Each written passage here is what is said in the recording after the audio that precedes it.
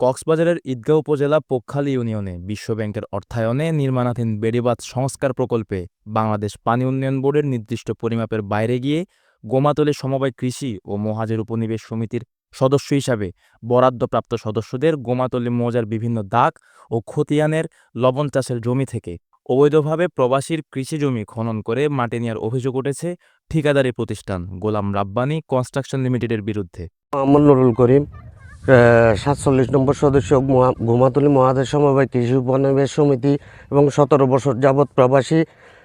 Gomatali ৬৪/3 folder, এটা বিশ্ব ব্যাংকের অর্থায়নে পুনর্নির্মাণ করা হচ্ছে, কিন্তু ঠিকাদার তাদের অধিগ্রহণকৃত জমির বাইরে এসে আমার ফসলি জমিতে বিগত শুক্রবারে এই মাটিগুলো কাটে।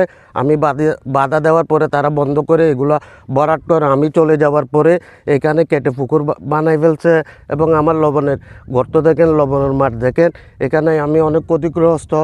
অভিযোগের বিষয়ে জানতে চাইলে ঠিকাদারি প্রতিষ্ঠান কর্তৃপক্ষ জানায়, পানি উন্নয়ন বোর্ডের নির্দেশনা অনুযায়ী মাটি নেওয়া হয়েছে।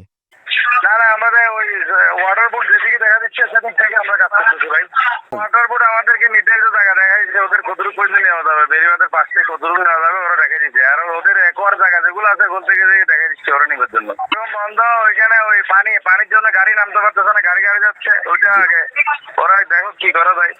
ভুক্তভোগীর অভিযোগ, তার অনুপস্থিতিতে লবণ মাঠে মাটি খনন করে ভারী যন্ত্র ব্যবহার করে, পরে বাধা দিলে সেটা ভরাট করে, এরপর পুনরায় পাশে আবারও খনন করে বড় একটি লবণ জমি পুকুরের মতো করে ফেলে। এই প্রকল্প বাস্তবায়নে বিশ্ব ব্যাংকের পরিবেশগত ও সামাজিক সুরক্ষা নীতিমালা লঙ্ঘিত হচ্ছে। এ নিয়ে বাংলাদেশ পানি উন্নয়ন বোর্ড, বেড়িবাঁধ নির্মাণ প্রকল্পের দাতা সংস্থা বিশ্ব ব্যাংক সহ সংশ্লিষ্ট কর্তৃপক্ষ বরাবর অভিযোগ ও লিগ্যাল নোটিশ প্রেরণ করা হয়। আমি ওয়ার্ল্ড ব্যাংক বরাবর, নির্বাহী প্রকৌশলী পানি উন্নয়ন বোর্ড কক্সবাজার বরাবর অলরেডি অভিযোগ করছি।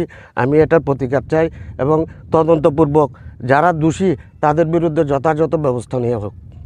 এদিকে সংশ্লিষ্ট কর্তৃপক্ষের দ্রুত হস্তক্ষেপে প্রকল্পের কাজ পরিচালনা এবং স্থানীয়দের স্বার্থ ও পরিবেশকে অগ্রাধিকার দেওয়ার আহ্বান জানান ভুক্তভোগীরা।